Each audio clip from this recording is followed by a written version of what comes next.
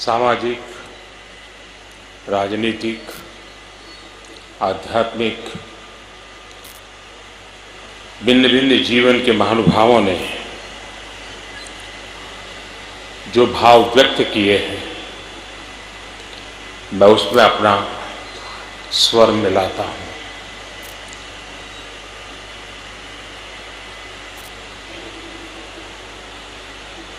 सुषमा जी के व्यक्तित्व के अनेक पहलू थे, जीवन के अनेक पड़ाव थे,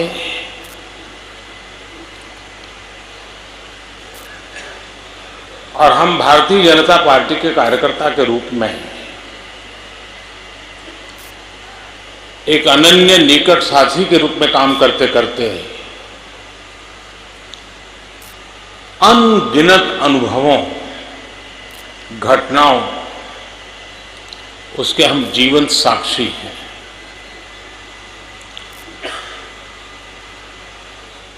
व्यवस्था के तहत, एक अनुशासन के तहत जो भी काम मिले उसको जी जान से करना, और व्यक्तिगत जीवन में बहुत बड़ी ऊंचाई प्राप्त करने के बाद भी करना,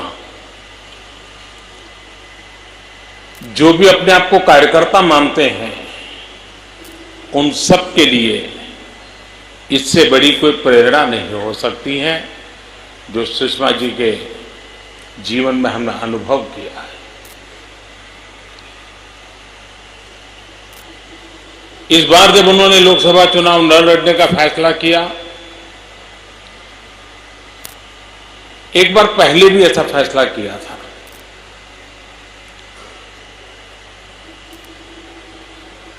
और वो अपने विचारों में बड़ी पक्की रहती थी। तो मैं और वेंकैया जी उनसे मिले, उन्होंने मना किया, लेकिन जब कहा कि आप कर्नाटक जाइए और एक विशेष परिस्थिति में इस मुकाबले में जीत गए, परिणाम करीब करीब निश्चित था, लेकिन ये चुनौती भरा काम था, पार्टी के लिए मुझे करना चाहिए, एक पल का भी ना कहे बिना उन्होंने उसको किया। परिणाम निश्चित था, फिर भी किया।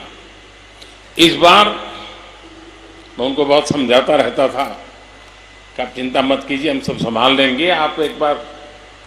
लेकिन इस बार वो इतनी पक्की थी और उनको भी पता था कि शायद कहीं पीछे से मुझ पर दबाव आ जाएगा, इसलिए उन्होंने सार्वजनिक घोषणा कर दी ताकि कोई किसी का दबाव चले ही नहीं।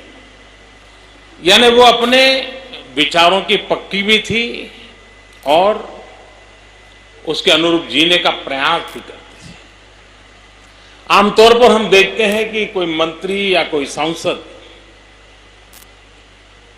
नहीं रहता है, मंत्री नहीं रहता है, लेकिन सरकार को उसका मकान खाली कराने के लिए सालों तक नोटिस पर नोटिस भेजनी पड़ती है, कभी कोर्ट कचहरी तक होती है।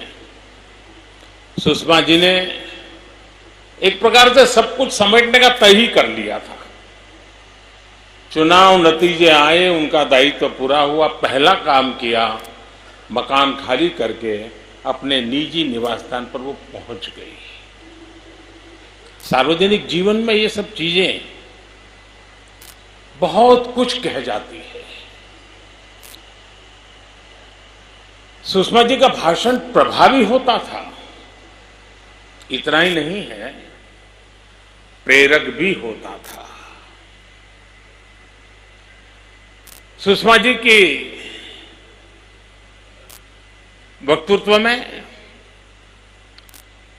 विचारों की गहराई हर कोई अनुभव करता था, तो अभिव्यक्ति की ऊंचाई हर पल नए मानक पार करती थी। कभी कभी दोनों में से एक होना तो स्वाभाविक है, लेकिन दोनों होना बहुत बड़ी साधना के बाद होता है। वे कृष्ण भक्ति को समर्पित थी, उनके मन मंदिर में कृष्ण बसे रहते थे। हम जब भी मिलते थे तो वो मुझे जय श्री कृष्ण कहती, तो मैं उनको जय द्वारकाधीश कहता था। लेकिन कृष्ण का संदेश वो जीती थी। वो उनकी इस यात्रा को अगर एक पूर्ण रूप से देखें तो लगता है कर्मण्यवाधिकारस्ते क्या होता है, सुषमा जी ने जीवन में दिखाया था। अब जीवन की विशेषता देखिए, एक तरफ शायद उन्होंने सैकड़ों घंटों तक अलग अलग फोरम में जम्मू कश्मीर की समस्या पर बोला होगा, धारा 370 पे बोला होगा, हर फोरम में बोला होगा। एक प्रकार से उसके साथ वो जी जान से हर भारतीय जनता पार्टी या राष्ट्रभक्त विचार के कार्यकर्ताओं के लिए इतना जुड़ाव था उस मुद्दे पर।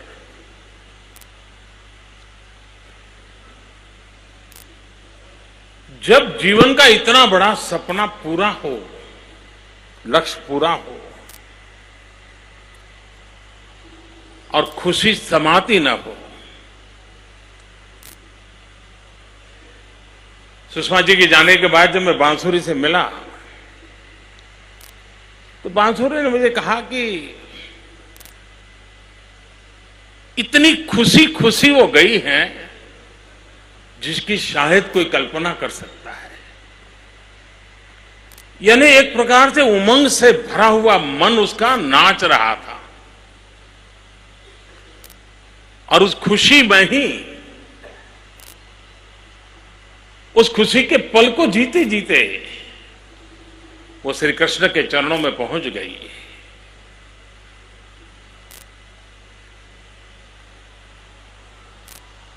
अपने पद को, अपनी व्यवस्था में जो काम मिला उसमें श्रेष्ठ परंपराओं को बनाते हुए समकालीन परिवर्तन क्या लाना, ये उनकी विशेषता रही है। आमतौर पर विदेश मंत्रालय यानी कोट पैंट टाई प्रोटोकॉल, इसी के आसपास प्रोटोकॉल की ही दुनिया, हर विदेश मंत्रालय की हर चीज में प्रोटोकॉल सबसे पहले होता है। सुषमा जी ने इस प्रोटोकॉल की पूरी परिभाषा को पीपल्स कॉल में परिवर्तित कर दिया।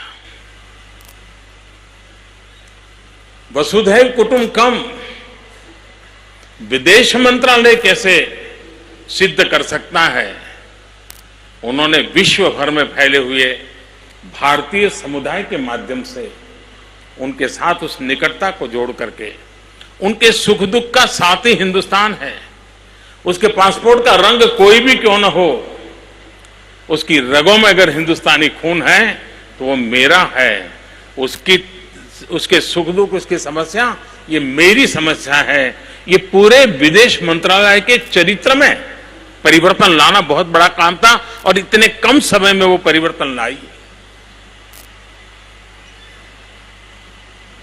विदेश मंत्रालय का, एम्बेसीज का, मिशन में बैठे हुए लोगों का इतना बड़ा बदलाव करना कहने में बहुत सरल लगता है, लेकिन पल पल एक एक चीज को गढ़ना पड़ता है, जो काम सुषमा जी ने किया। एक समय था, आजादी के 70 साल करीब करीब देश में करीब करीब 70 पासपोर्ट ऑफिस थे, 77 एक प्रकार से हम कहें। सुषमा जी के कालखंड में मंत्रालय जनता के लिए होना चाहिए, इसका परिणाम यह था कि 70 साल में 77 पासपोर्ट ऑफिस और 5 साल में 505 ऑफिस पासपोर्ट की। यानी कितने बड़े स्केल पे काम होता था, और ये काम सुषमा जी सहज रूप से करती थी। उम्र में मुझसे छोटी थी,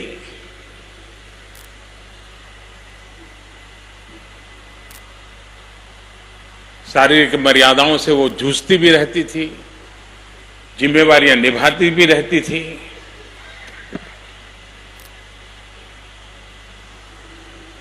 उम्र में भले मुझसे छोटी थी, लेकिन मैं सार्वजनिक रूप से कहना चाहूंगा कि मुझे उनसे बहुत कुछ सीखने को मिलता था।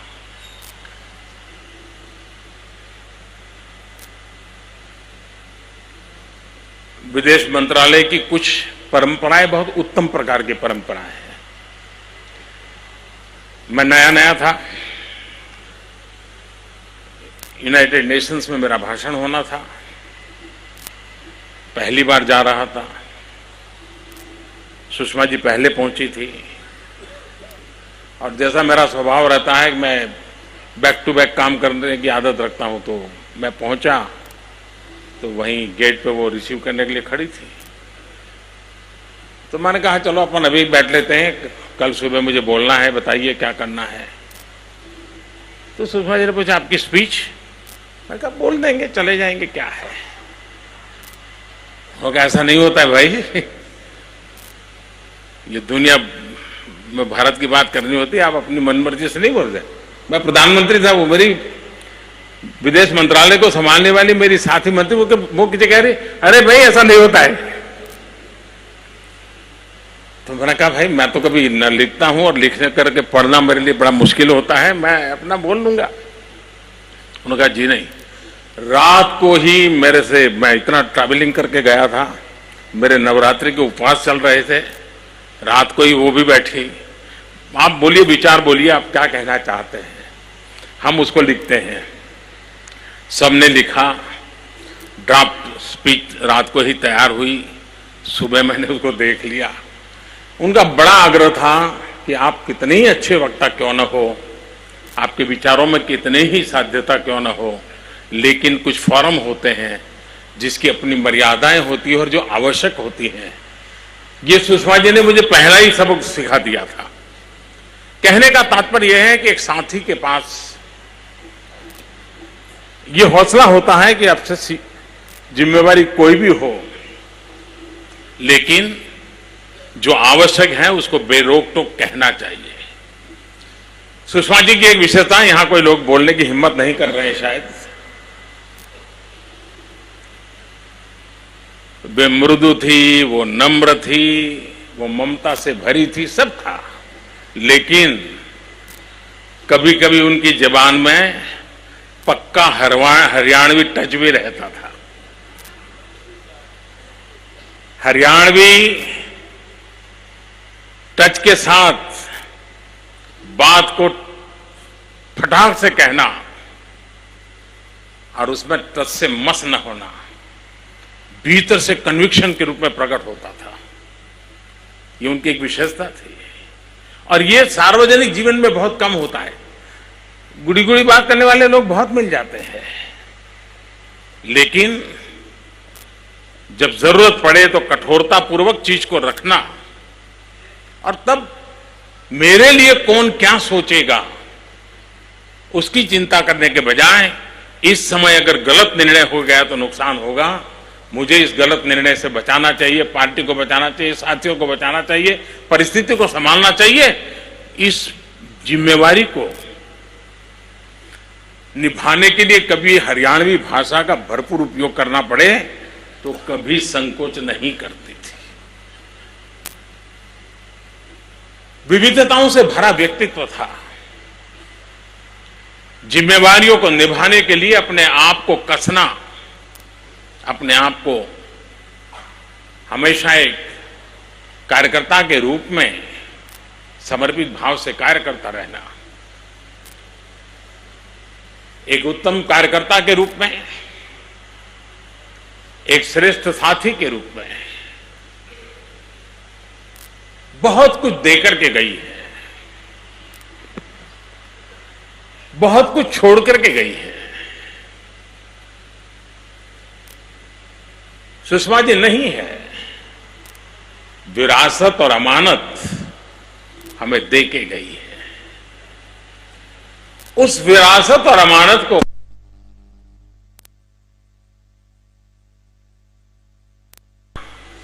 कभी कभी जरूरत पड़े तो सजाना पे बनता है और वही सुषमा जी को सच्ची श्रद्धांजलि होगी।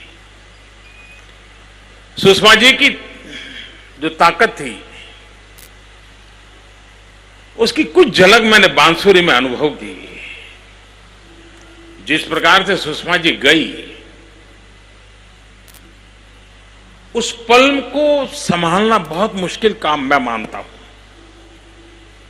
लेकिन अपने पिता को भी संभालना, परिस्थिति को भी संभालना, बांसुरी का जो धैर्य और मैच्योरिटी का मैंने दर्शन किया, सुषमा जी का एक लघु स्वरूप, मैं उस बेटी को बहुत आशीर्वाद देता हूं। इस परिवार के दुख में हम सब उनके साथ हैं। आदरपूर्वक नमन करते हुए, उनको श्रद्धांजलि देते हुए हम उन आदर्शों पर चलने का प्रयास करें। यही शक्ति प्रभु हमें दे। धन्यवाद।